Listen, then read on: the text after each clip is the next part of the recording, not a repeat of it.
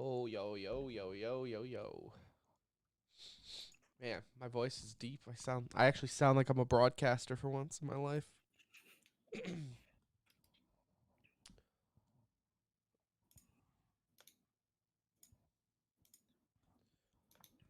Oh, okay. Let me just pull one last thing here. Are you ready? Yep. Hello and welcome to episode 327 of the Center Ring Esports podcast presented by Alt. And yes, you are correct. This is going to be the best episode ever. We will give our quick little first impressions on Apex Legends 3v3 Arena game mode. We got to play that quite a bit in the last couple of days, so we'll give what we like, what we don't like about it, see where it might go in esports. Also, it is Sunday night recording for Monday's show, so that means everyone's favorite segment, Yikes of the Week. And DreamHack Masters wrapped up earlier today, so we will discuss the playoffs and everything there. And I might die. Who knows? We'll see if my throat will make it through. But that's neither here nor there. And, of course, E-News. E-News as well. But before we get to any of that, let me tell you about altesports.com. It's where you need to go to get your gaming apparel. Anuj, that hoodie that you got for free, guess what? You can now get not matching sweatpants, but matching shorts. Exactly what we need in Texas. It's already hot as balls. And got the AC guy coming out tomorrow. And after that, I'm going to order these shorts because I can finally wear shorts. And it is time. So you can do that. Alt Esports, get a matching. If you already bought the winter apparel and got matching sweatpants and hoodie, you can now get shorts to match that hoodie. So what a world we live in. You can do that, altesports.com. Hey, this is AKM from the Dallas Fuel, and you're listening to the Center Ring. Okay, so let's start.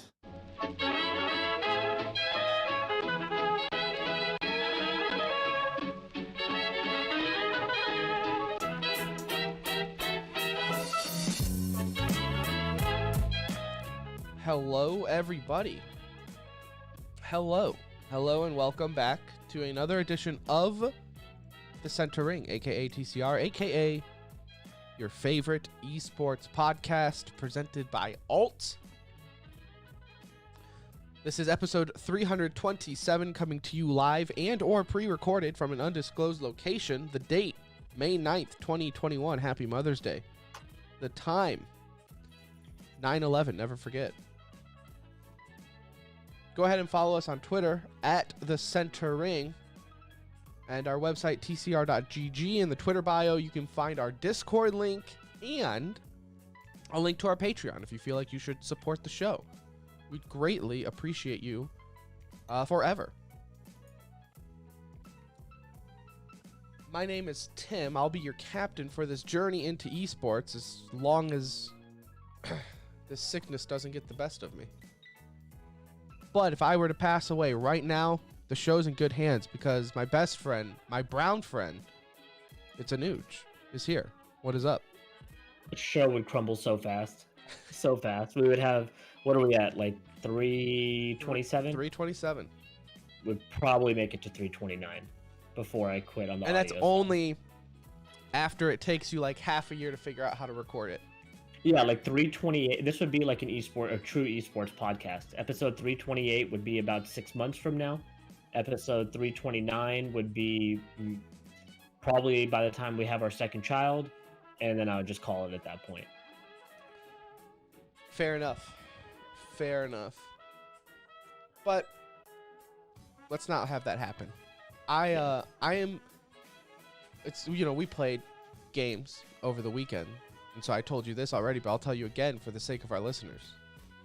It's a weird time to live in where you have to keep asking yourself, is this just sinuses or is this COVID? Like, am I dying or... Right, like the scale is just... It's like the pollen in the air. Like, it's a big difference, you know? Yeah, do I need a box of tissues or, do I need to start on my will? And I don't think it's COVID because mentally I'm sharp as a tack. You know, I got like 23 kills yesterday in Valorant. I'm sharp. I'm feeling it. But physically, I'm okay today. But I blame the kid. No fever, none of that. No fever. You know, I don't feel loopy. I don't feel. It's just this damn throat. It's sore throat. That's it. Which I haven't had COVID. All of y'all were sick. What's that? All of y'all are sick, right? Oh, the whole Like, house. The whole house is sick. Me, my wife, the 2 children.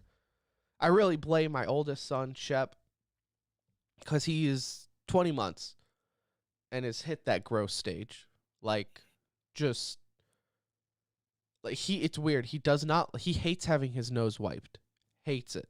He will fight you like you are trying to stab him in the face. But he also has no problem running up to you after he sneezes and just wiping his face on your leg. It's like he's passing it to everybody. And it's just like you can't stop it because, like, what do you... Hudson hates the nose thing too. Like we have to get a booger out or something. Yeah. Like, Kelly just sneak attacks and gets it real That's what we quick, have and to do. It's like you're... he yells like we just shot him. Not that I ever would, but if I ever have to sneak up behind someone and chloroform them, I'm having amazing practice right now. Because that's exactly what it feels like I'm doing. I'm just going up behind my son and just sneak attacking a Kleenex right on his face. Our next changing table is going to be like one for like the bondage people, where it just has like handcuffs on all sides. We're just going to put infant handcuffs in all 4 corners, hold them down, and then do the changing from now on. See, we actually... Now that Hudson can get around, man, he is a We just handful on the converted our table. sex dungeon into the nursery when we had kids. Yeah, Because we it's were the like, well, we easiest don't thing to need do, this like, throw 'em anymore. on the sex swing. Yeah. We don't need this. Mission accomplished. So let's just use the sex dungeon for the nursery, and Done. all the disciplinary tools are there anyways, just using it for a different purpose. So why not? And yeah. Funny story. I want to tell another dad story here then. Scared the shit out of Hudson today. Like, we were putting him down for bed, and I bought this little light thing that makes stars on the wall. Oh, yes. Right? And I was like, oh, that would be like cute. Maybe he'll like it. Oh my God. I turned the lights off, flipped that on. I swear to God, he thought the boogeyman was in the room. Really had a panic attack. Like, did not like it. We had to essentially play with him for another 45 minutes just before he would go back see, down. that's your fault. You introduced something new right before bedtime. When was I supposed to introduce that? It's In a the middle bedtime of the thing. day, just so he gets used to it, and then you... Now I know. Now I know for sure. It was bad though. He was constantly sitting there just looking up even when the lights were on just to make sure nothing was on the walls. And we turned it on again like when all Just the to lights see. were on so he could see what was happening, but no, that was a fail. No, yeah, we have one of those, but Shep would, literally never go to bed if we had it on. So we just throw him in the crib, and Now you can put it in your streamer room. yeah, it is true.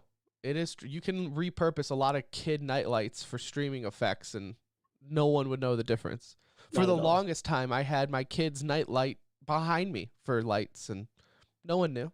But it was RGB, so it looked cool until he needed it, right? And then it's okay. I guess you can have your nightlight back, kid. But oh, kids.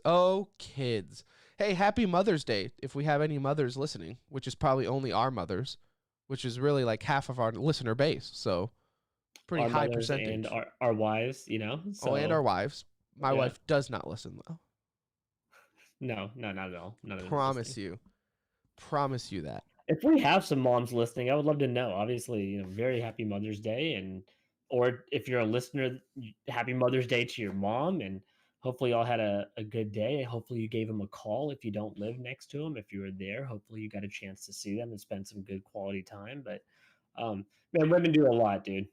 This house would be in shambles if Kelly was not around. So My house would be cleaner. That's for damn sure.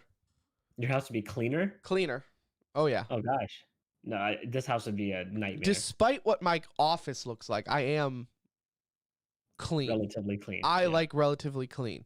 Though, thanks to my new camera angle, you don't see all my mess now. It's really the secret of life. You don't have to keep your office clean if you the streamer angle, you know? Yeah. 100%. 100%. Yeah, no, happy Mother's Day. I really don't have any mom stories other than, I do know my mom, if she listens. Happy mom, Mother's Day mom. Thank you for driving me to all the LAN parties, right? It was really her and my dad that kind of supported me playing video games, oddly enough. Like my older brother did football. I did football for 1 season and a half, and when I realized, oh, I could just not go to practice and skip after my parents dropped me off. It was like 3 weeks into the school year, and my football, like the school called and was like, hey, your kid doesn't show up for football. What's going on? And they were like, Tim? I'm like, oh yeah, I definitely just like go take a nap. I don't go to football, Mom. I just, I don't do that. And then my younger brother, he did track. He was cross country, and I did video games, and they were actually pretty cool with it. They supported it. They viewed it as that. They watched when I did tournaments online. They would watch, me play, and they would go to MLG and watch my team play. And my parents were fairly supportive until I probably got into WoW. Then they could see that there was probably a problem there. That was brewing. That's just because Arena wasn't there at the time. Maybe if Arena was there at the start, they we were just grinding back then. No, yeah. So the moms out there, if you're listening, support your kids, even if it's playing video games in healthy doses, though. Because now, as a parent, I can say in healthy doses. Yeah. Because now you understand. Yeah, now I get it as well. But I also understand that it's legit. So, anyways, happy Mother's Day, moms out there. Hope you had a good one. Anuj, before we get into Yikes of the Week, let's just quickly talk about our first impressions on this new arena game mode in Apex Legends, the 3v3 arena game mode. We had a chance to play it. Don't know if our listeners had any chance.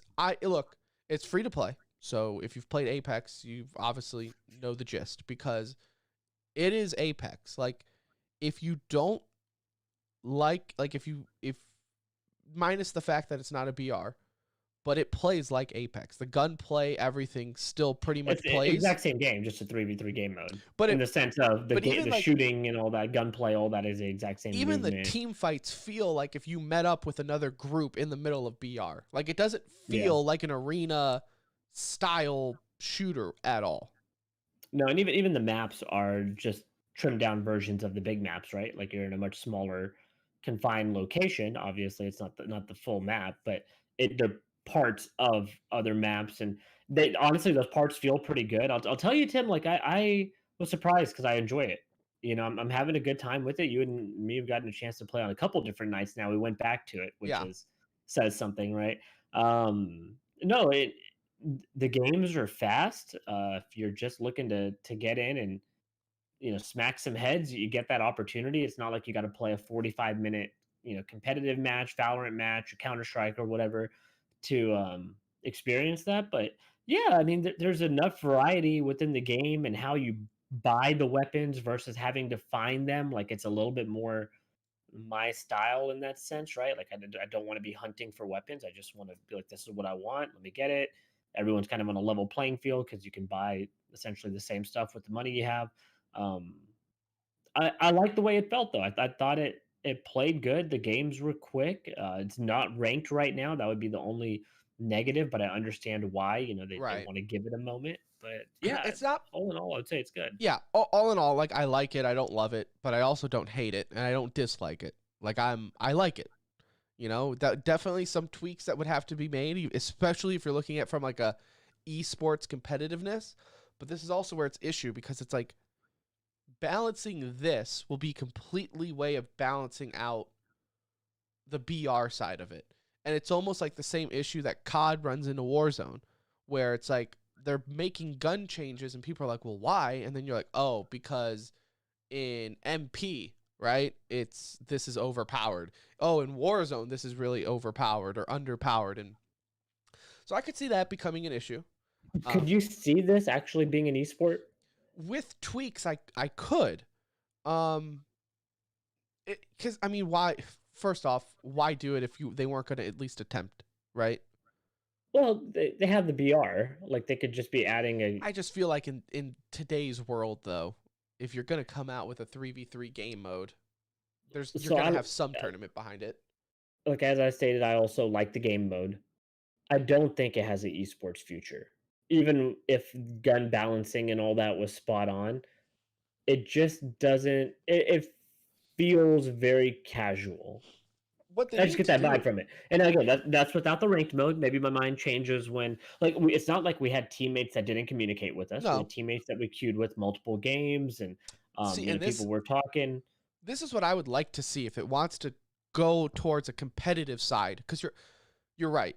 It doesn't feel competitive, if that makes sense. Like you play some games, like go play Valorant, go play Counter-Strike, hell, go play Call of Duty, and you feel that kind of tingle, right? Like, or even League, right? Take it out of FPS mode, right? Play a fighting game. You get that tingle in your sense of like, ooh, this is competitive. This at times really just feels more like a cluster F, like the fights do in Apex to me. The maps I feel like are okay, but from a competitive standpoint, it doesn't seem like there was a lot of thought put in. Like they don't have lanes, they don't have. Yeah, that's what I'm saying. It's just a portion of the map that they've cut out. Like if they designed maps specifically for this, that would feel a lot better. And I wouldn't mind like also the actual legends themselves, right, or whatever they're called. I think they're called champions, legends. Right. They're built for battle royale. So you're going to get this really awkward meta that just won't change at all because they would have to tune them specifically for this mode. Just like we're talking about guns, I think it's even more important with the legends is you would get this Gibraltar, Lifeline, whatever kind of combination. I don't see it happening. And on the flip side, that works. There are some champions for this arena mode that are just useless. Like you'd probably have Bloodhound, Lifeline, and Gibraltar like every round. That would be the best way to play, really. Yeah, I wouldn't hate it if they made some maps that weren't so aesthetically Apex. Like, do you remember? I always played it in what the hell was that one game called? The World War II Valve game. Called what was it called? Day of Defeat. Day of Defeat. Like the orange box maps on Day of Defeat. Yeah. I wouldn't even mind something like styled like that, where it was like, hey, this is like a made arena, a map for, whatever. Like, I don't know. I feel like the maps are taking out all the hodgepodge that's on the map, right? Because it is, like, again, because they're the original maps, you have these really, like, big city kind of areas built out and a lot of, like, lights or reflections, and it just doesn't feel like it's made for... There's no way you could do call-outs. No way. Yeah, it'd be very difficult. Like, if you took other than left, right, middle, it would be hard to say. If they didn't have the pinging system, it would be impossible. Yeah. Impossible. So, and that's kind of where I'm at. Like, I think it's good. If they wanted to make it competitive with an esports scene, you definitely have to tweak it and kind of redesign the maps and your mindset behind it. But like I said, I think you're going to see it. I don't see why you would do it and at least not even attempt to Twitch rivals or something along those lines. Okay, now we can't count Twitch rivals as an esport event already. That's just a fun... No, but at least it's them showing, like, okay, we're going to try a tournament format. If we're talking about, would this be like a thing that streamer events will take place and all that? Yes, I do think that stuff will happen. Do I think a full-fledged esports scene gets built around this where teams are signing players outside of streaming specifically for this mode as if they're building a 3v3 team? I don't see that happening. And I will say this too, even from and this I don't think they can change. So this I think would be the dagger in the esports side of it. From a viewership point of view, the gunplay in Apex has never really impressed me. Like, I feel like the tension that comes from like other FPSs, because it's like a slower pace type of shooting, you can kind of have that tension build up and the storyline build out even throughout like one round, right? This, I mean, it's pure chaos. Like, you got people dipping and diving and jumping and smokes and, you know, some dude shooting a bow and arrow across the map. And it's just, to me, The only time gunplay in Apex is good is when it's you watch somebody with the wingman. yeah, None of the ARs or SMGs or really anything, maybe sniper rifles, I guess, are okay because of the way it's set up, right? It's like a single right. shot type situation again. But none of the gunplay is really like, it's just, again, just like the gameplay is, the gunplay is just as chaotic. You're Right. constantly in a fight with the reloading versus like being in a feel like you're in a gunfight. Your clip is empty Yeah. within 3 seconds, not even. So again, I like it. I don't love it. It will be a good nightcap game after a stressful night of questioning your life playing Valorant and why all your teammates suck. It's a good way to kick off end the night with like 4 or 5 games. I like it. Probably have to start getting on the Counter-Strike Ancient playlist here just to get a couple games in and Yeah. maybe even give our thoughts on what we think of it, because I know we gave an initial reaction to it, but neither of us have played it outside the window that it was released, a year ago or whatever, for people Yeah. to kind of play on it as a Maybe we'll do that side map. tonight. Maybe after the show. Yeah. Maybe tomorrow. Tomorrow night for a last real night before I have to go back to my full-time job for That's baby sad. leave. So maybe Like, I don't feel bad for you, but I'm sad for you. thank you. That's all I ask. Yeah. That's all I ask. Okay, so there you go. Apex Arena. I think we both agree. Like it, don't love it. It could improve, but Godspeed to EA or whoever's in charge of trying to balance that out with your BR side. So, good luck. Good luck. All right, Yikes of the Week. This is where our weekly segments go into, or it's one of our weekly segments. So if you ever want to partake, hit us up on Twitter or Discord. Moments of the week that just makes you go yikes. Anuj, I have actually an honorary one that we don't have on the list here, but I remembered now that I'm talking out loud. Listeners in our Discord said that the latest Counter-Strike update was a yikes for them. And I do agree. So this is also, and I try to stay positive. I try to say this is my new form in life of being positive, right?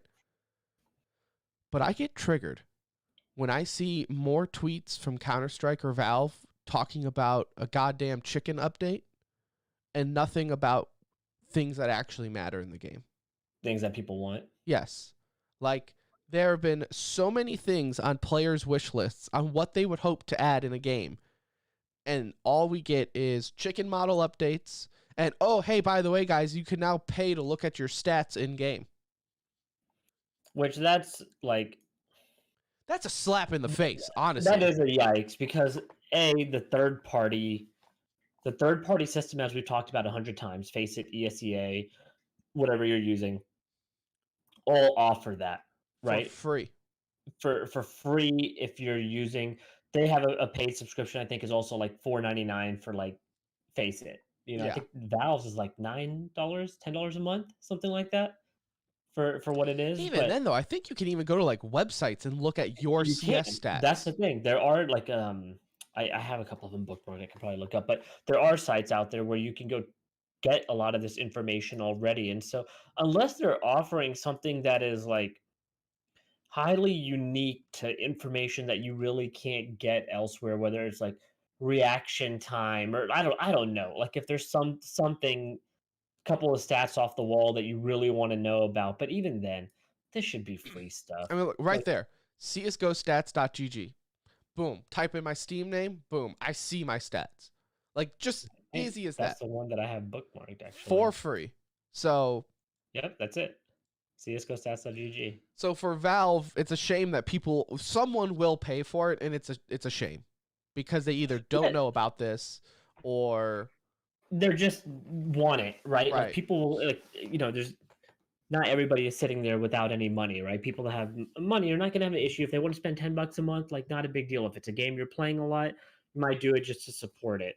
But these are lackluster updates. The only thing good out of this last update was Ancient coming into the map pool, and Right. it's because it's at least new.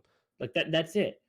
And Nothing else is any of the hundreds of things that we've discussed that would make the competitive play better in that game to make you want to go back. You and I have wanted to go back for a long time to play Counter Strike, and we can't just like really stick it out. It doesn't feel worth it. What are we doing fighting through dog shit ranks to try and get back to a rank that we were at when we know we're playing with juveniles or people that just don't know the game at all? And it's like, what am I doing here? Like, this is not even fun. Like, you don't might not be good enough to carry every match, so you lose a couple and you kind of just stay in these crap ranks that you're in, and it's just I don't know. There's so much. It makes me sad to think about the state of CS:GO matchmaking for a casual player. but hey, we have more chicken models, so they're paying someone to do something.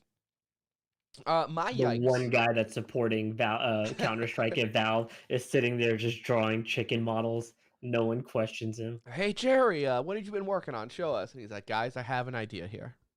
What if we add more chicken models into the game? God damn it, Jerry. You're a genius. A genius. They should add other animals to like different maps. It's that meme, yeah, like a goat walking around. Yeah, something, yeah. It's like that meme. I should make it, or someone should make it and then link it, where like the guy in the boardroom gives a suggestion and they all look at him and they throw him out the Yeah. window. I just imagine that guy getting thrown out the window is the one suggesting like actual fixing matchmaking. But oh Valve, oh Valve. One My day. yikes of the week comes from the land of Overwatch League. Anuj, the Chinese Overwatch League teams for a hot minute were boycotting Seoul Dynasty because their DPS, which I always screw up this guy's name, but it's Dibiolbi? Dibiolbi? That was pretty. That was a good attempt. Look, if I hear it, I can say it. It's reading it that trips me up. But you know the guy. So, anyways, he made a statement on stream about the unification of China and how he doesn't necessarily agree with it and how it's being done. And so, all the Chinese team, ironically, unify and decide to then say, hey, anything that he's associated with, we're going to protest and not play the matches. So, in a twist of irony, you now have China boycotting Blizzard. Well, before this was really an issue, they all released statements, and you only have to read one because they're all, again, unified here, the same exact statement. Yeah, they're all written by the state. It's like Blizzard sent them an email saying, guys, make this statement, but twist it up a little bit so people don't know it's all the same, and then they all just copy and paste it anyways. And so now they're all the same statement, so it's like, okay, well, that's the most half-assed thing I've ever seen. But they are playing now. They've all somehow gotten over it. I'm sure Blizzard, Bobby over there, was like, dudes, we took it in the shorts to support you. You gotta play. Like we're a minute away from cutting this game off completely, like we did Hearthstone. I suggest you guys play, or there's not going to be a league anymore. No, I mean that must have been a tough conversation because obviously Blizzard also bows down to China a lot of the time too, right? In the sense of that's what I'm saying. Like they may not even have wanted to get involved, right? Like let them handle that and figure it out, and hopefully they make the best decision. I'm sure Blizzard said something, but I bet that was very uneasy for them to do so. Yeah, I mean, this is just the same BS that you've seen over and over again from China. I mean, it's just the way it's run. It is what it is, right? So, I mean, at this point, it's not a surprise that they would do it. The player did come out and apologize on stream. They said they didn't even accept the apology because they said it was like a half-hearted kind of message that he I'm put sure out it was. there. Like no hey shit, guys, he's apologizing to like mend the fences, help him out, like right. extend an olive branch here, like let's go. But I am glad that they came to some terms because that would have been an embarrassing situation that probably would have picked up on more of a national media scale too, which I'm sure everybody wants to avoid. And so I'm maybe glad not. Maybe that's like the best thing for Overwatch League. Like if No, it that'd be just, the worst thing for Overwatch League. It's like for them to finally be in a headline and it's talking about I don't know, you could get like Fox News would sign a deal with you. Like, oh, anti-Chinese pep rally here.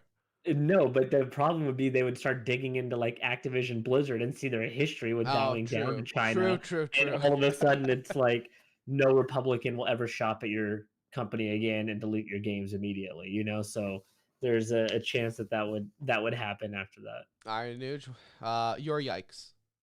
Yeah, mine comes from Tim, your baby, Halo. Some news comes out recently from a former developer. I think they said he was a skybox artist. He did an interview. It was in Mandarin. This is like some translated stuff, but just to the state of what's going on and hopefully them meeting the upcoming deadline, which is soon approaching, right? We should have a game here in our hands pretty soon. His overall feeling that he stated was that the finished product he believes will still be good. So that is important to note because that's the most important thing, right? That's all Is we care delivering about. a good game at the end of the day. But he did say their vision was just kind of all out of whack, right? Everybody was coming to the table with different things. It sounds like they were then once they finally figured out the direction they wanted to go, they were developing tools and the game at the same time, which made for a chaotic situation. They were working in a what we call, crunch time mode, where for the last year, 2 years, everybody, including low-level employees, were working 60 plus hour weeks, and having to grind it out in order to meet this deadline. And so he did leave the company. He said he is significantly happier, in his current job than dealing with some of the stuff that was going on at 343. And as much as this is a yikes, Tim, the only thing I took away from that whole interview was I still expect the finished product to be great. Right. Like, as much of a yikes as it is to hear what's going on there, I like the fact that he said he still thinks it's going to be a really good game. Like that's what I ultimately care about, right? I hate the way that they're treating the employees and workers, but it's also a right to work type situation, right? If you don't like how you're being dealt by your employer, find a new job. Like that's how you make your biggest statement is move on. If you're good with your skills, go somewhere else and do what you do. And if that'll make you happy, well, it might be less money. You do what you're able to do. Like people can leave also. It's not right to be treated this way because I would hate that if that was happening to me. But if you are going to be treated that way, make a good product. Don't let it be for none. Or like take care, make sure they're getting taken care of, at least from a financial perspective, or the game does well, rewarding them with some bonuses. Like if they're taking care of them, then the crunch time is okay. If you're expected to do that at a salaried price, that becomes a big issue. It's like Nike. If you're going to have child laborers, at least they're making good shoes. Like at least the Jordan line is on point. Right. Like it would be really bad if you were forcing children to work and then like they still were half-assing it. And then you were like Fila. Right. And you were sold only at TJ Maxx. Like that would be a problem. You don't want that. Like if you're going to have child laborers, make it worth it. Because if you're going to abuse your employees, make it worth it. After seeing this article come out, I am getting pretty excited because I didn't realize the year's kind of going by here. We're already in May. We're going to get a chance to talk a little bit more Halo. I'm still got so much hesitation. Not that I don't think the game will be good, but anytime a game gets this hyped up, we've seen it. Cyberpunk. I mean, we've seen it over and over again. It's always set up for failure because it'll never really meet the expectations that everybody is setting. It will meet my expectations because I will never admit Halo's a failure. I can tell you that right now. You want my review on this game? It's a 10 out of 10 already. Oh, I don't care. I've talked it up so much. I have to stick with it. And you're gonna play it for a long time. Although you might, if it's bad, eventually you'll phase out of it. But we're all going to give it a shot for sure. Right. There's no doubt about that. We're all going to be invested. If I can play Overwatch every day for 3 years straight, I can play Halo for a little bit. Like I can get through anything. So, and the employee abuse and all that, right? The shitty working conditions, that's never good. And we hear it way too much. Not even just in gaming, in entertainment industry. And I can tell you as someone who quote unquote worked in the entertainment industry in radio broadcasting, yes, it is shit. The people who are doing it is truly for the love of it, unless you're a host making bank. But anyone below them, there's always outliers in all these industries. Yeah. But the grunts, the people doing the actual work that make the train move, it's awful. I mean, in radio, I was getting paid minimum wage. I worked in it for 7 years, making minimum wage. So yeah, it sucks, but you love it, so you go with it. Also, though, to say that like it's a mess, well, yeah, I mean, any game that delays itself a year within 2 weeks of release, probably a shit show. Like we didn't really need to hear this to know that No, things weren't going great, right? no, You just hope that they are fixing the issues. That's what the whole goal of this 1 year delay is, that you're fixing right. the problems with it. It's just crazy to think we were getting teaser gameplay. We were having like- org sign players for the game. Exactly. Are all those players been cut by now? No, I mean, because they're still competing now. They just have them playing Halo 5 more. Like Cloud9, they just won a Halo event not too long because they do Okay, so they signed them not necessarily for Halo Infinite. It's just to be like, well, I mean, now they gotta do something. Hey, it's not like they had a Halo 5 team and then signed a roster for Halo Infinite. Right. No, they signed them based off the hype of it, and then they were like, well, you're here, so at least 343 did some people right. Yeah, they got screwing their own did, employees, right? But they're taking care of the players at least. They boosted the Halo player employer rate. Last Yikes of the week here. I'm gonna probably butcher this team's name. Axibite? Yeah, Axibite. It's a esports team, I guess. They focus in FGC, it looks like. Anyways, I only wanted to call this attention because I do love the FGC community. Feel like in esports, they're one of the ones who've taken the worst hit in COVID. And even though I know some have still been able to go on and play, like you have the Capcom Pro Tour, the Tekken World event. This weekend was Smash Summit. FGC was not meant to be played online. No. Even if if it's it's a 2 years, really, because they have had to get through all the allegation right. stuff to this. So it's even like if been it's a a tough time. flawless 1-for-1 transfer and there's no lag whatsoever, no. FGC is meant to be face to face and get the hype going. But that's not the Yikes. This team announced, Nuge, that they will be boycotting Tekken 7 events that have their new character Lydia in it because she pretty much breaks competitive integrity and she's cheap. Anyways, that didn't last very long because they've already deleted the statement because of backlash from the community, which I absolutely agree with. I was telling you before I even saw that they already deleted the statement and went back on it. That just doesn't happen in FGC. If there's one community in there in esports, FGC, it doesn't matter if it's the cheapest ass character in the world. Mortal Kombat players had to deal with Alien for an entire life cycle of the game. Sonic Fox, best player in the world, used and abused that character to the point where I didn't even watch matches. If it was him in the finals and he picked Alien, I was like, okay, I know where this is going. But it's just that community, their attitude is just, well, learn to beat it. They don't, look at Smash, right? Melee has never banned anything. I mean, items and whatnot, but they rarely ban anything from a character's point of view. So, and yeah, you can also choose the same character. So if you're going to play that character, just be the best one at it. Right. Right. You have an option. It's not like the other team is picking first and then you're not getting a chance to counter in some way. Your counter is being the best at that player then. That's just how it works in those games. You pick the strongest fighters and you try to get good with them. There's a reason Sonic Fox in Smash and all that. These are popular characters. People get good with them and multiple people can play them. So yeah, it's kind of weak. I mean, I wouldn't. I agree. It's a yikes on them, not a yikes on Tekken 7. Because Tekken 7 should come in and fix the character if it's that bad anyway, right? You can give them the benefit of the doubt. Yo, this shit is broken, right? But if it's just one org making the statement because their player lost to her a couple, events ago, okay, no. You Can't You just look salty. right. Can't be doing that. One last addition here, Nuge. Not to Yikes of the Week, but we have a good dude of the week. Last minute, I actually just saw this on Twitter. Shout out, good dude of the week, Logitech. They have announced that they are going to be supporting India through the COVID-19 crisis. India, for those who don't know, has a little bit more of an uptick all of a sudden with COVID.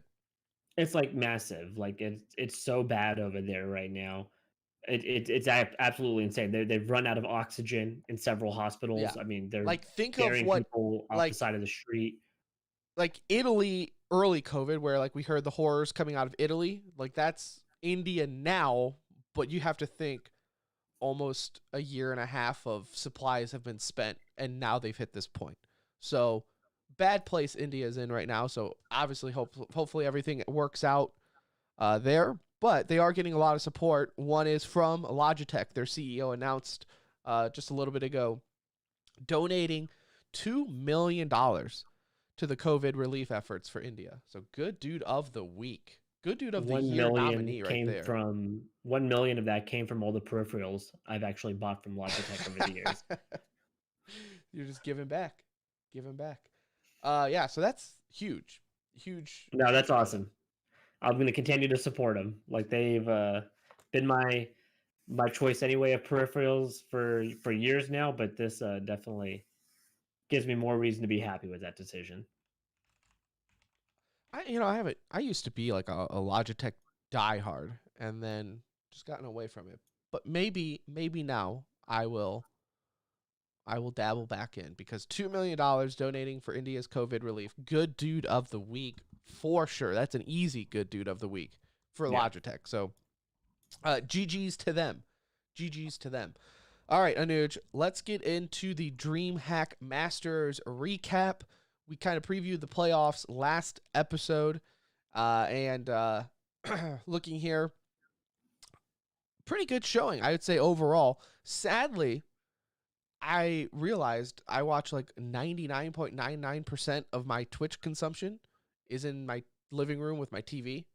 So I did not get to do any of the POV previews that they added. I was phone watching when I had moments, is how I had to do it. Like, playing with baby and glancing over at my phone to see what's going on, or pretend like I have to take a massive shit to get 10 minutes away, and watch in the bathroom for a little bit, like one of those things. So yeah, I didn't get a chance to take advantage of the POV, unfortunately. Hopefully they continue to do that, so I got to play around with that in the future. But Tim, is simple, like, just, can we give him the Player of the Year award 5 months into the year? Is it possible that, like, somebody is that good? Take away the fact, like, I know they don't win a ton of events. They haven't recently, I should say, won a lot of events, but this guy is just outstanding. It's every single tournament. You talk about consistency. He is like everything. I mean, he's really just everything. And obviously he comes away with the MVP from this event, but I can't even think right now who's in Simple's league that you would say, oh, it's 1A and 1B. Like, there's a 1 and a 2, but that's a wide gap in my mind. Even Zaiwu is just, I don't want to say fallen off, because he hasn't, obviously, like, still very good. It's just Simple is year in, year out. Like, year in, year out. He just continues to do it, and it still amazes me to watch him do it, because we've seen him do it with rifles, and now we see him do it as like a primary opper, and it's just, he's really a 5-tool player. He can really do everything. Oh, and we've even seen him now. Like, I was thinking, watching these matches, I was thinking, like, damn, Simple, and I'm looking right now to confirm it. Well, I guess no, because Flamey is still on the roster. But this roster is so different from when Simple joined. Remember when Simple joined back in 2016? This was like Zeus, Guardian, Flamey. Right. Like, this was like his dream team. This was his home team. He was like, my God, I can't believe I'm getting to play with these guys. And now he's the old man on the roster, right? Yeah. Which is kind of funny to think, because he's only like 23, I think, right? He's early 20s at least. Is that how old he is? Yeah, he's only 23. His pro career, like when he was on Liquid, I remember because I saw him at the bar with Liquid, and like he was too young. 19, 20 years old. Yeah, like he was too young to drink. That's So crazy. him and Hiko, I guess no, because Hiko's older. He could have been drinking, but no, yeah, they weren't drinking because Simple was too young at the time. So yeah, no, I mean, as far as like years and consistency goes, absolutely. And what have we have always said? All it takes is for some port, and these guys could go on to win all the time. And that's exactly what we had here today with Na'Vi defeating Gambit, swept him 3-0. And he finally got some support. Now, still the MVP of the event, he still dominated and carried the majority of the load. I mean, hell, overall, though, he went plus 23. But, I mean, look at Electronic. For the match, for the finals against Gambit, plus 26. His ADR, average damage per round, 102. Almost 103 per round damage. Like that's crazy. Either you have like several multi-kill rounds or you're really just banging, dude. Like you're hitting people. Obviously, you're getting damage to smokes or you're using utility in a really effective way. But that's I mean, that's a lot. That's an awesome rating for the finals there to 1.47. And Simple wasn't far behind. That's the crazy part, right? Like Simple was not far behind, and we talk about how badass a finals Electronic had. Simple really carried two of the maps. You know, Electronic dominated. I think it was Train, but on Overpass and Dust too. You know, Simple was the man there. So um, you're right though. If he has a little bit of support, Not even a lot. it Just a doesn't need a little. ton. You can have the -20 like Perfecto had in the finals, and it doesn't kill you, right? I do think Bit and Perfecto and Boomage, for that matter, have all been good pickups. Like I really don't think any of them were a bad choice. I was questionable about Bit. I was even questionable about Perfecto to start, but both of these guys are insanely good, and they fit the play style well. Like they look like they fit on that team, and that's important. But um, man, having a little bit of support, it puts you in a 3-0 versus Gambit in the finals, a team that has been steamrolling through events. Them and Heroic both have just really been the model of consistency over the past few months. Navi was able to 3-0 them and did it fairly convincingly. It's not like the maps were closer than some of the score lines. I really don't think like all the games were Overpass had so many close rounds. Dust 2 took a miraculous comeback by Gambit to pull it to 16-12. I think they were down 12-3 at half and really looked good on their T side, but just couldn't close it out. They 3-0'd them. And that's crazy right now because Gambit has been, like I said, they've shown why they're number one. They're winning events. They're really blowing teams away, and Heroic has been one of the toughest matchups for them, and they've still been able to get past them as well. So it's crazy when Navi looks good. They look like they could be the number one team in the world consistently, and you don't see it. So you hope this is a building point and they continue to go off of it. Well, especially too, because if you look at the path that they had to get here, Navi defeated Furia, Heroic, and Gambit.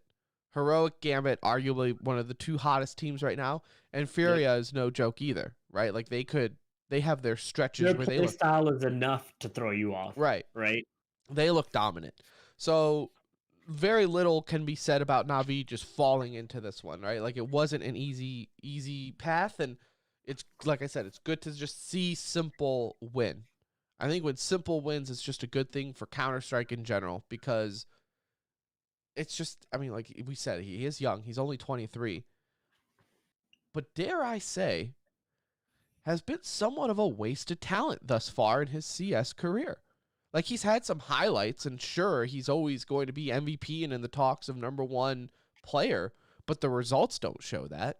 So it's always like it's majors or nothing, right? Like for any major sport, at the end of the day, you're looking at championships, right. and Simple doesn't have those. And I think the moment he gets one, it could be like a roller coaster from there, right? It could just keep going. And he's like the Ovechkin of Counter-Strike, right? Like everyone knew Ovechkin was one of the best hockey players of all time.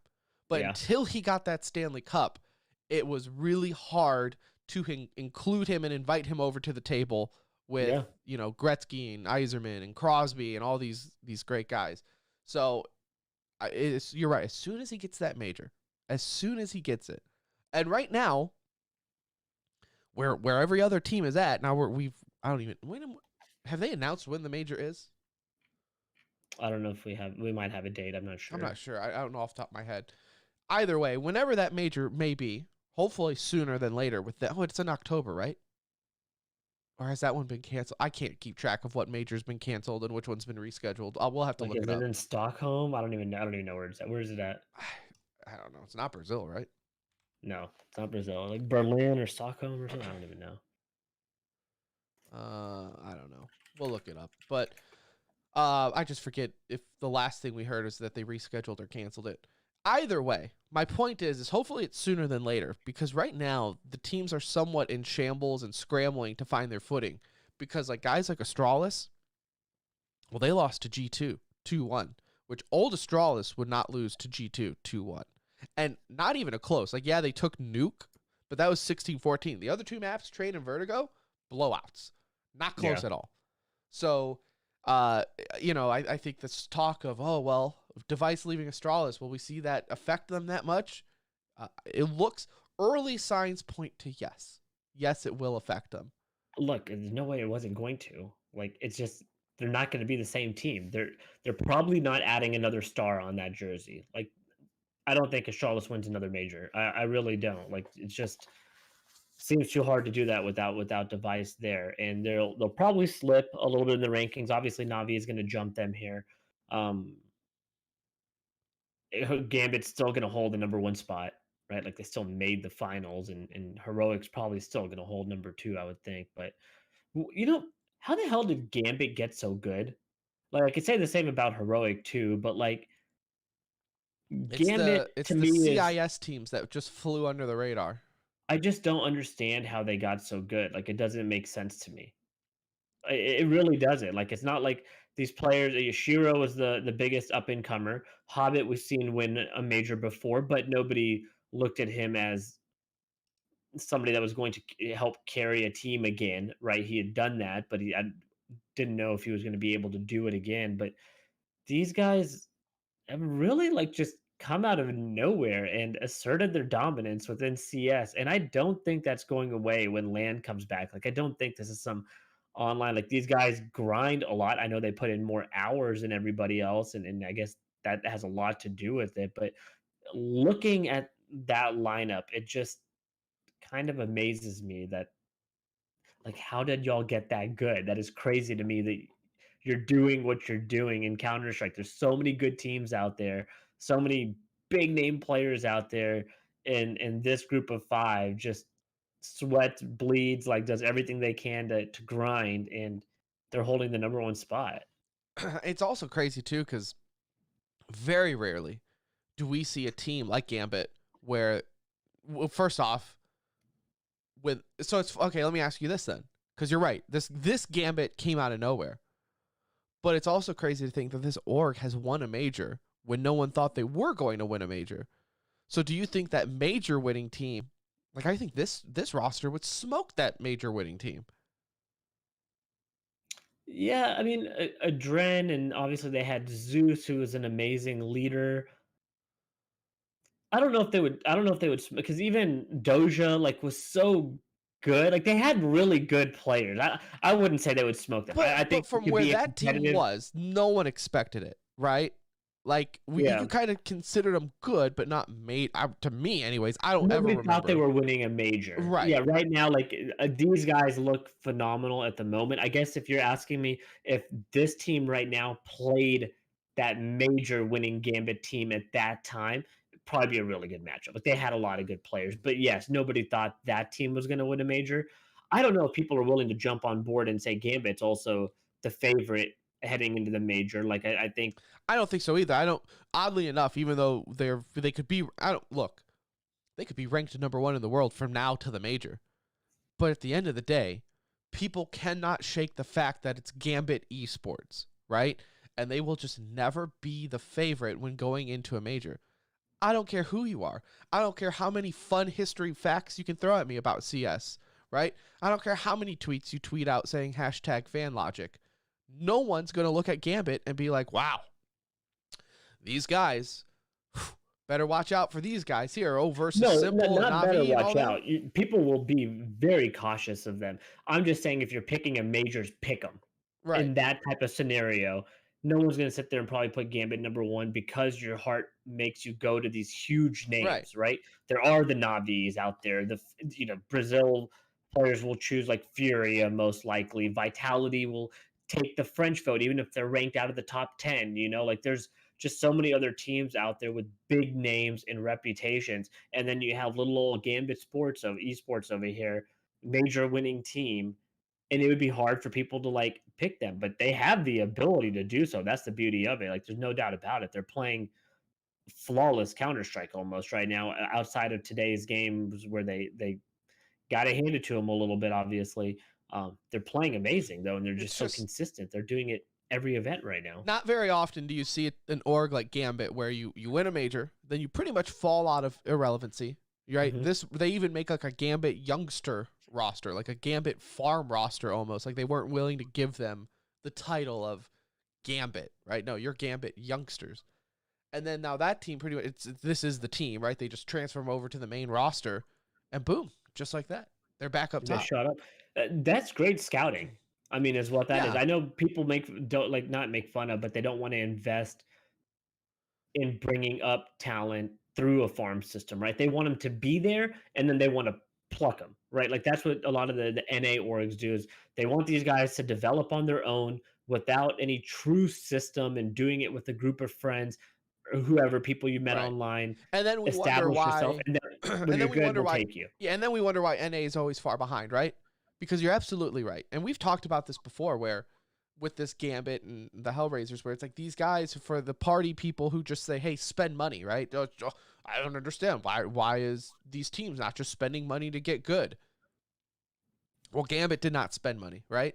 And this is exactly why some teams in some areas, like NA particular, like you mentioned, because the way NA finds their players is they just Google, top 10 in FPL and look for a free agent in FPL, right? They'll look at the top free agents and ladders, they'll sign them on a gamble, and then just wonder why these guys are taking a while to catch up to speed, right? Oh, why isn't Tens playing like a pro? He dominated in FPL.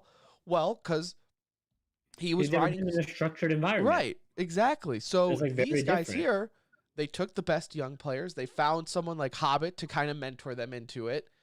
And then boom, they have the structured environment to learn around, right? As a team, as a 5-man unit. You're not just already playing as a unit before, and they were able to carry a lot of that information into the senior team or whatever the big boy team, and it was a pretty seamless transfer. Like you don't see crazy growing pains, and so I know not a lot of teams do that, but you mentioned it's that it's crazy that Gambit was able to come back, right, from being a nobody to winning a major to kind of going back into irrelevancy there for a long time, and now here they are again at number one. Like they're doing something right. It's something that no NA team has done for a long time outside of really Liquid, right? Like, but Liquid still picked talent that was already made and formed, a really good team. But it's just fantastic. I mean, like I said, it's just amazing what Gambit is doing. It's really, if you're not watching a lot of CS,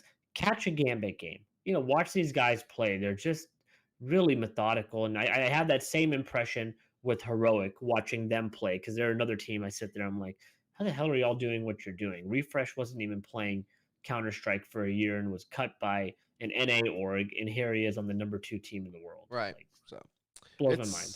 It just lets you know that, if you're wondering why your org sucks, and it's not just because they don't spend money, right? There's also some type of talent scouting involved. So as we've learned, Cloud9 fans know what I'm talking about. So that was spending money the right way. Yeah, absolutely. So there's DreamHack Masters. If you were able to watch the POV, let us know how that was. I again, unfortunately, Tim's experience with POV is only in one form right now. So if y'all could give us some info on what it was like to watch it that way, we would love it. So the next big Counter-Strike event coming up is actually starting tomorrow on the 10th. So by the time you're listening to this, Flashpoint, quote unquote, season 3 is starting up tomorrow. So it is, we make fun of Flashpoint. We poke fun at them. This is actually a big event because there is RMR points on the line. So Yeah, huge. This means like this actually means something besides just the money. right. This is qualifying for the major, so we are going to get to see our first look at Device on Nip in this event. His game, I believe, is on Friday, so you do have to wait a little bit. Let's Um, see. Where are they on that- this upper they're bracket? playing Anonymous in the first round. Oh, there they are. I was looking for their old logo. Yeah, no. Nip, yeah. So the 14th at 11 p.m. CDT. Yeah. Well, a lot of big names. And it's funny if you're looking for one little outlier in that event coming up. The first matchup of the event is Vitality versus a team called Double Pony. They're ranked number 36, so they're not obviously not a bad team. But this team has picked up NBK for the event, and so NBK going up against Vitality. They also have Body. They also have Lucky. Like several friend. It's a French team. And several of these players have playing with, this is a lot of intertwining here within the French scene, obviously. So that first matchup tomorrow, I think our time, 11 o'clock, if I'm not mistaken, but it's tomorrow morning, is going to be a really fun one. So if you get a chance to tune in, do that. That'll be a clash of friends 11, there. Yeah. Okay, you're right. 11 a.m. So that's just to correct my mistake. I think I said 11 p.m. for the NIP game. That's 11 a.m. Damn it. Yeah. Damn you, EU times. I was going to say we should do a watch party for that. Because I would love to watch Device, like, take the time. I'm going to assume that they advanced him, and maybe we find one that is on a weekend and possibly do that. Okay. We can make it happen. I believe. So we'll keep an eye, though, on Flashpoint as that unravels for sure. All right, let's get into some e-news. E-news is brought to you by Philly Esports. Check them out, phillyesports.net. If you're ever wanting to dip your toes in the water of competitive gaming, no better place to start. They host online monthly events. I'm sure when things get back to normal, they'll go back to in-person as well. But you don't have to live in Philly to do this. So check it out, phillyesports.net. This month, Saturday, May 22nd, a one-on-one double elimination Super Smash Brothers Ultimate. Win prizes, free sign up. What's there to lose? So we hear all the time, man, how do I get into esports? How do I get started? This is how you get started. Playing these grassroots events, playing, even volunteering if you want to help them out in some way. Hit them up, right? In person, they always need the help. Online, I'm sure they can figure something out. If you honestly just need, kind of want to get that resume going or whatnot, phillyesports.net. All right, e-news. In Overwatch, Dallas Fuel win the May Melee tournament over the Shanghai Dragons. If we talked about Overwatch League more on the show, this would be huge. For 4 years later, the Dallas Fuel finally live up to their expectations, taking the May Melee. And look, it was actually good. Viewership was low, I would have to say. When I was looking, I saw maybe it float around 60,000. So probably not what you want in a stage final, but entertaining. Like, I haven't watched Overwatch in a long time, and you and I both happen to be watching at the same time without even mentioning it to each other. So it was I actually enjoyed it, maybe partially because finally after 3 years of waiting, the Fuel are doing a good job, and that's fun to see for us. And so it's also good. It's good to see too. Like season 1, if you told me, oh yeah, the Fuel and Shanghai Dragons were going to be competing in a stage final, I would have laughed at you. They were the two worst teams in the league. But it's good to see that both, especially the Fuel, obviously because we're fans of them and we know people involved. Despite the fact that it took a complete roster overhaul, like they didn't give up. They weren't just like the LA Valiant where they're like, well, we're happy just being in the league. You know, we're just going to put some warm bodies in there and just collect somewhat of a paycheck. No, like they said, this isn't acceptable. We've had 3 losing seasons in a row. Let's get in there and at least do it. And the path they had to take to get there, you know, they defeated, you know, Houston. They defeated San Francisco. They defeated some of the guys, you know, Shanghai Dragon, 3 teams that people consider to be the best in the league so far. So yes, it is only May. Yes, it's only the first part of the season, but hey, a W is a W. We're not gonna hang our head low saying, hey, it's early, let's see what happens. No. When you're the Dallas Fuel, you take this to the bank and you run on it.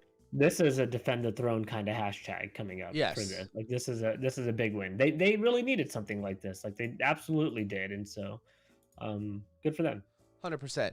And keeping it with the Dallas Fuel, Jane, former assistant coach, sport coach, I believe, for them, announced that he's no longer with the org. He was on contract. He was a content creator for them. The last I heard from him is he was streaming on Facebook. I don't know how long that lasted, but, you know, stay hard, Jane. Valorant. New game mode called Replication is coming soon. Everyone says it looks awesome. Everyone can't wait for it. Anuj, I have no idea what it is. Yeah, like all I see is obviously that you're going to be duplicating or replicating spells, and you're going to have your abilities and have the ability to do that over and over, just based on what they've showed. Right. It's really all we've seen, right? We saw one with Brimstone Smokes, then we saw another one with new chick, drawing a blank on her name. The Druid. I call her Druid because I don't know her name. Yeah, the Druid girl. That's actually pretty accurate. Threw like 10 of her dogs out, but I have no. Is it a 1v1? Is it like I have no idea. There is nothing fun about having 20 million flash birds running at you. Like, yeah, no, that doesn't look fun to me. I don't need more flashes and smokes in the game. I need less. I would have rather them just make like a really good death match or like a retake server. That would have been cool. Like, I would have been happy with something like that. Yeah, that would be like just retake. Yeah. But you know, whatever. I guess it's something new. Standing so far for COD, we're going into the major for stage 3. So after week 3, here are the standings. You have, man, my E-News came at the perfect time because my voice is going. I can feel it. Atlanta FaZe in first. They defeated actually Optic earlier today for a big match. Dallas Empire second. New York third. Toronto fourth. Optic in fifth. Those are your top 5. LA actually somewhat of improvement, 6. Your bottom 4, LA Gorillas, Paris Legion, London, and Seattle. I was like waiting for Minnesota to pick it up. I thought they would be sitting a lot better than they are at the moment. They're teetering here of being in some real trouble. Still got 3-game margin there, but yeah, I kind of expected more from them. But we're seeing some of these other teams rise up here that we didn't expect. And Tim, I'll help you out. I'll be a team player here. I'll kind of jump in for you. LAN is back for COD, which is so exciting to finally see. That'll be held June 17th through the 20th here in our backyard at the Arlington Esports Stadium. It's going to be a non-fan attended event. It's just going to be for the purpose of being back at LAN. And look, this is an amazing first step. Hopefully Tim and I will be able to sneak our way in there. We're going to do everything we can to make that happen, but June is also the shittiest month and the best month in a way also for us, but a very busy month. So we'll see if we can make that happen. If we can, we'll get out there. Busy is an understatement. Literally all of our birthdays fall in June, especially kids, wife. On that weekend. June 20th is my birthday, your kid's birthday, my niece's birthday. It's just 12, 18, 23 are all birthdays in my house right now, and 27 is then wedding anniversary. So it's like, oh yeah, and then so I have 16 and then 20, and then Father's Day somewhere in there. Father's Day this year is on my birthday, June 20th, and better. My wife has a very specific rules laid out that you do not double up. That is not a combined holiday. I need a birthday celebration and a Father's Day celebration. Yeah, like I would go take the birthday a day early. Yeah, oh yeah. Yeah, 100%.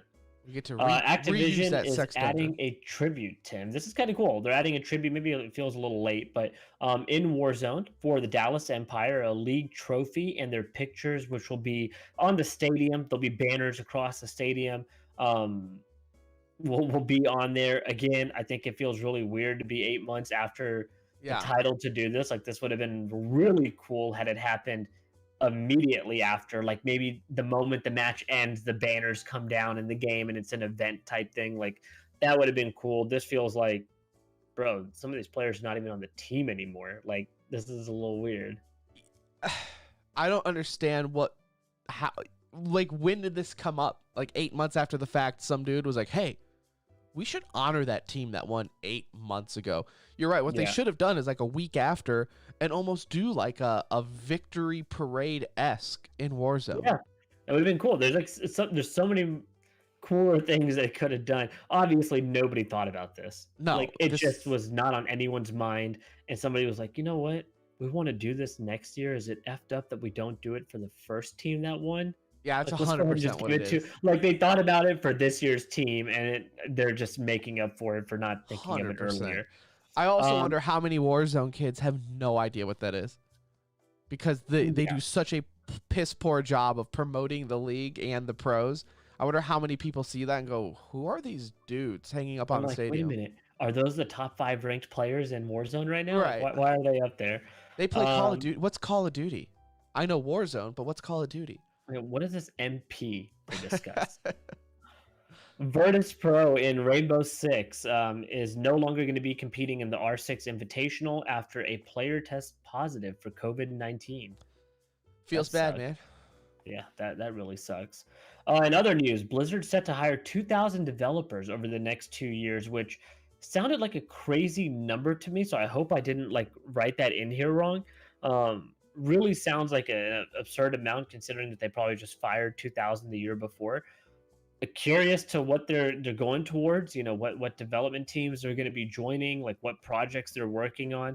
Knowing Blizzard, they do probably have a new IP up their sleeve. I would think at this point, like it's probably getting to that point where there's something that they're messing around with out there. But I'm just waiting. Yeah. I'm waiting for the announcement that half of them are going to Diablo Immortal, or in the other half are like starting Overwatch 2. Starting it. Yeah, they're like, all right, we have a good grasp on where we're going. Yeah, so anyway, that's interesting. Tokyo Olympics makes a deal with Twitch, and they're actually going to carry some live Olympic content, which to me, the wording is always a little tricky there. I would be a little cautious of live Olympic content. Am I going to be watching competition? Like, that's what I want to make sure that this is what it's giving me. If it's like Olympic content and it's stories about the player or the competitors, that's all cool and stuff, but that's different than like giving me the actual event. So I hope that's what it is. And they'll also be including their own daily show as well. But I think it's cool that they're combining this and doing it, but I just hope it's actual like competition and not just stories or, you know, content that they're making specifically for gamers or whatever, you know. Yeah, I mean, if it's specific for gamers, I'm gonna hate it. Oddly enough, we do an esports podcast. I love video games. 99% of what I think about every single day is something to do with a video game.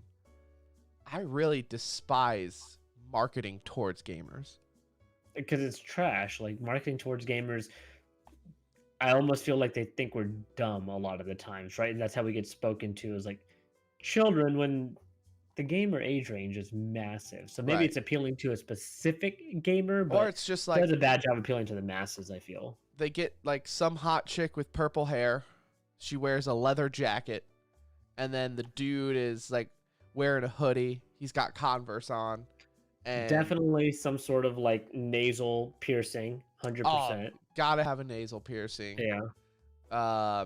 And then they always have to say some really lame ass like Twitch chat level joke, just to let you know that they're one of you. Like, haha, Kappa, am I right, guys? So, anyways, Nintendo and Super Mario, like, it's just I've never liked it.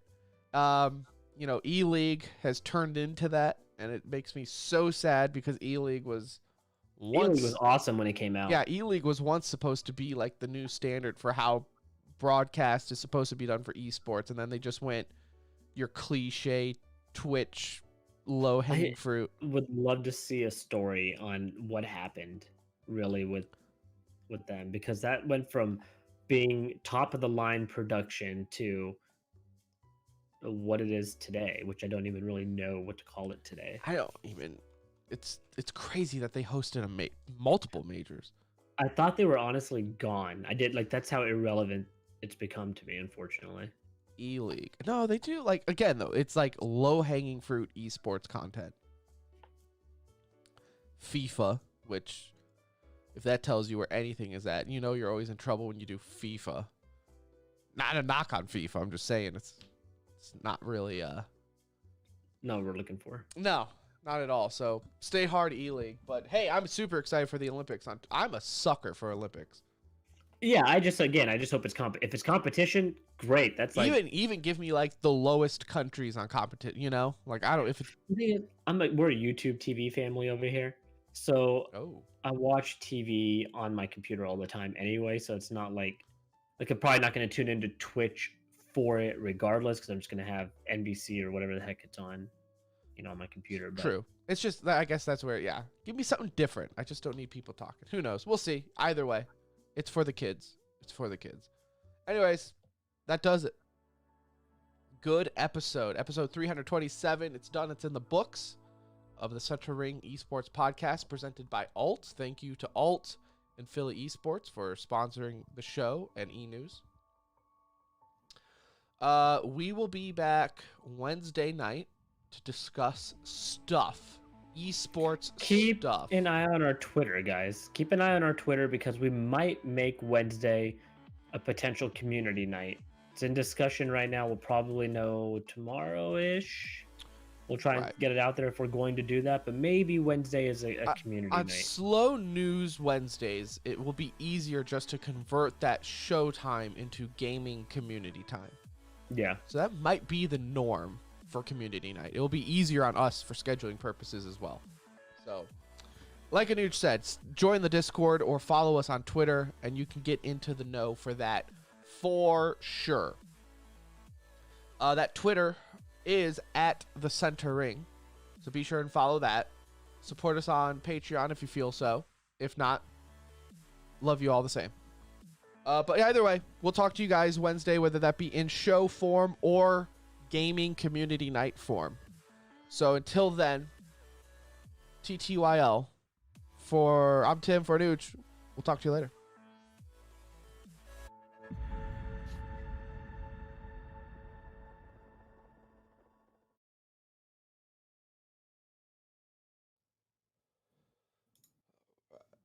It might be a good night for a community night too, just because we have Counter-Strike kicking off the thing. There's nothing going on there. Did you see what BYU posted? Who? BYU posted a picture of their new uniform. No. You could clearly see the guy's dick. Football? BYU football? Football, yeah. Get some Mormon dick action. Here, hold on. I'm going to post it over here. Who did that? Another team, another sport did that. And, like, it's kind of unfortunate because this dude's getting roasted for his cock size now. I think it was like Cowboys one year did that same thing, and everyone was like, "Bro, how do you not just like Photoshop that out?" Yeah, how does nobody notice that? Are you kidding me?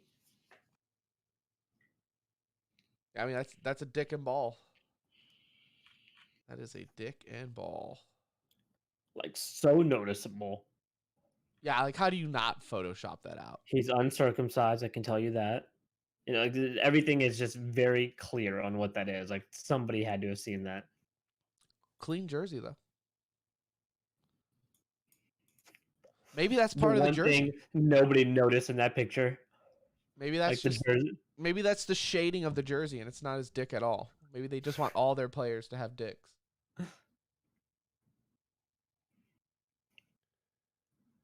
I forget what other... That happened to someone else, too. But it was kind of funny.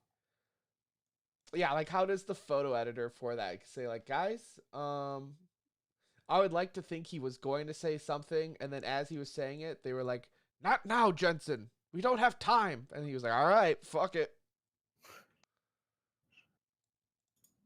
I guess I'm going to post it. Some social media intern at BYU was just, I don't get paid enough to bring this shit up. Is that a player or is that just a model? Do you know?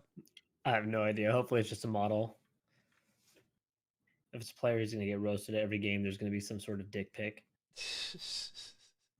I mean, that's going to be just like the crop of his penis is going to be on one of the player board, the play boards that they hold up with pictures in college football. It's going to be there every time. Yep. What episode was this? 327. All right, everyone in chat. We're going to kill the stream so we can get to editing this. I'm going to go get some hot tea. See what's up. Might go end the night with the mom. It is her day after all. But if not, Anuj, I'll play something. Hey, stay on for a second here. All right. We're going to kill the stream so we can get to editing. We'll see you guys on Wednesday, whether it's for community night or the show. We'll